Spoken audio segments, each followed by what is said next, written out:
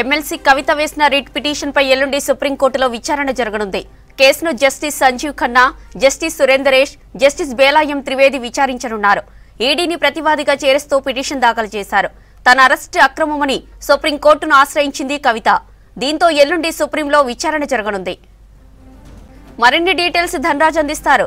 ధనరాజ్, కవిత case updates ఏంటి?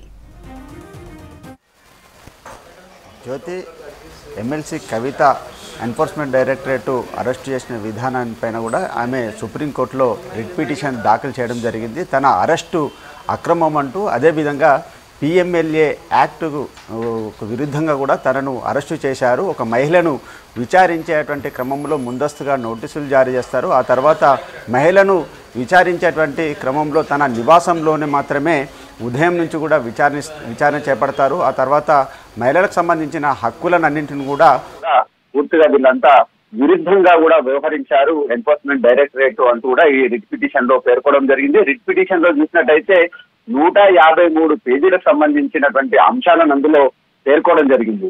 అయితే ఇప్పటి వరకు చూసినట్టయితే ఏదైతే పిఎంఎల్ సంబంధించినటువంటి యాక్ట్ ప్రకారం ఎన్ఫోర్స్మెంట్ డైరెక్టరేట్ మొత్తం మీద కూడా విచారణ కొనసాగిస్తుంది. ఇందులో ఇప్పటివరకు 11 మంది అరెస్ట్ అయ్యారు. ఆ 11 మంది నిందితులు ఇచ్చినటువంటి ఆధారాల ప్రకారమే ఎన్ఫోర్స్మెంట్ డైరెక్టరేట్ ఎమ్మెల్సీ కవితను నోటీసులు జారీ చేశారు పలుసార్లు. ఆ తర్వాత ఆమెను అరెస్టు సంబంధించినటువంటి ప్రక్రియనంతా కూడా కోర్టులో పొందుపరచడం జరిగింది. కానీ తన అరెస్టు మొత్తం కూడా ఇది రాజ్యాంగ విరుద్ధం అంటూ కూడా ఆమె పేర్కోవడం జరిగింది. ఏదైతే తనకు సంబంధించినటువంటి మహిళలకు సంబంధించినటువంటి హక్కులన్నింటిని కూడా కాలరాస్తూ, అదేవిధంగా తనను కుట్రపూరితంగా ఈ కేసు వ్యవహారంలో ఇరికించే ప్రయత్నం కొనసాగించారని మాత్రము కవిత ఈ రిట్ పిటిషన్లో పేర్కోవడం జరిగింది. అయితే దీనికి సంబంధించినటువంటి విచారణ మాత్రము ఎల్లుండికి వాయిదా పడింది. కానీ ఈ ఎన్ఫోర్స్మెంట్ డైరెక్టరేట్ చూసినట్టయితే ఏదైతే ఇప్పటివరకు రిమాండ్ రిపోర్ట్ ఆధారంగా, అంటే అరెస్టుకు సంబంధించినటువంటి వ్యవహారంలో మధ్యాహ్నం సంబంధించి 1:45 నుంచి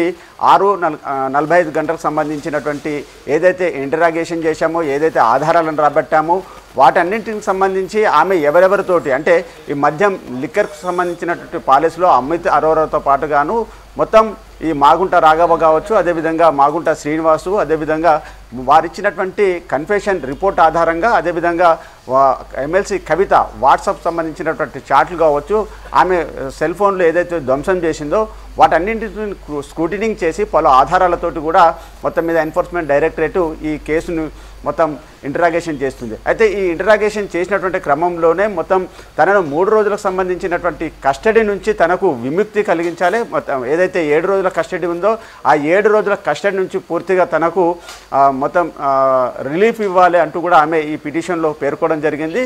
అయితే ఇవన్నీ కూడా అంటే ఈ పిఎంఎల్ఏ యాక్ట్కు విరుద్ధంగా ఉన్నది. అదేవిధంగా మహిళలకు సంబంధించినటువంటి వ్యవహారంలో తన హక్కులను కాలరాశారు. ఈ 7 రోజుల కస్టడీ నుంచి తనను విముక్తి కలిగించి మొత్తం ఈ పిటిషన్ను సంబంధించినటువంటి ఈడీ కస్టడీకి సంబంధించినటువంటి పిటిషన్ను పాస్ చేయాలంటూ ఇందులో పేర్కోవడం జరిగింది. అయితే 153 పేజీలకు సంబంధించినటువంటి రిట్ పిటిషన్లో తన అరెస్టే అక్రమం అంటూ కూడా ఇందులో ప్రధాన అంశాలు పేర్కోవడం జరిగింది. దీనిపైన ధర్మాసనం మొత్తం మీద ఎల్లుండికి విచారణ వాయిదా వేయడం జరిగింది. జ్యోతి.